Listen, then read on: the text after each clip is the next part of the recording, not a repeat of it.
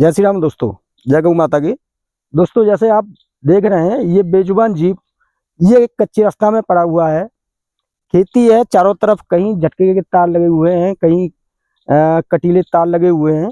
और ये बेजुबान जीव आप इसकी हालत देख सकते हैं। ये इसकी हालत है, इसके जख्म बहुत गहरा जख्म है।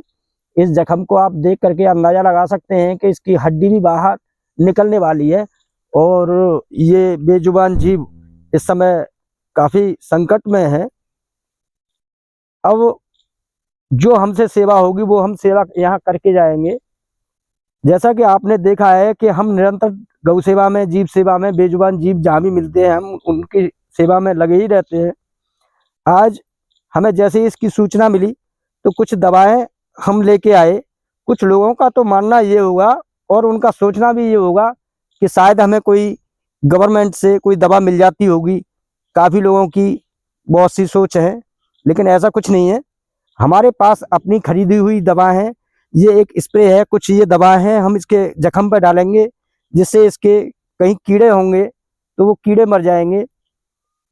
आज हमने ये देखा है कि जहाँ कहीं भी अगर हॉस्पिटल के डॉक्टरों की अगर ज़रूरत होती है तो हम बुलाएं भी तो लोग आने के लिए तैयार नहीं रहते और वहाँ इधर उधर के लोगों से कह देते हैं कि वहाँ जा कर के उसके कुछ दवाएं लगा देना।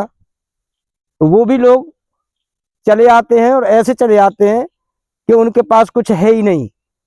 लेकिन जहाँ सप्लाई में जो दवा आती है उनमें से तो मुझे लगता है कि कोई भी दवा इन बेजुबानों के पास तक नहीं आती होगी और उसका वहीं कहीं कोई ना कोई बंटवारा हो ही जाता होगा, कहीं ना कहीं कैसे भी हो जाता होगा।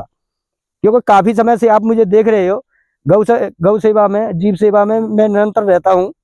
अब आप देखेंगे कि इसके मैं कुछ दवाएं डालूंगा जिससे इसके कोई छोटे मोटे जो कीड़े होंगे वो कीड़े मर जाएं और इस जीव को राहत मिल जाए। कीड़े हैं इसके, काफ़ी कीड़े हैं। अब इसके बाद आप देख सकते हैं, इसकी पीड़ा को समझ सकते हैं। ये मुझे बताया कि ये रात से यहाँ पड़ा है, तो मैंने यहाँ आकर के इसे देखा और इसका हाल जब देखा तो स्थिति बहुत विचित्र।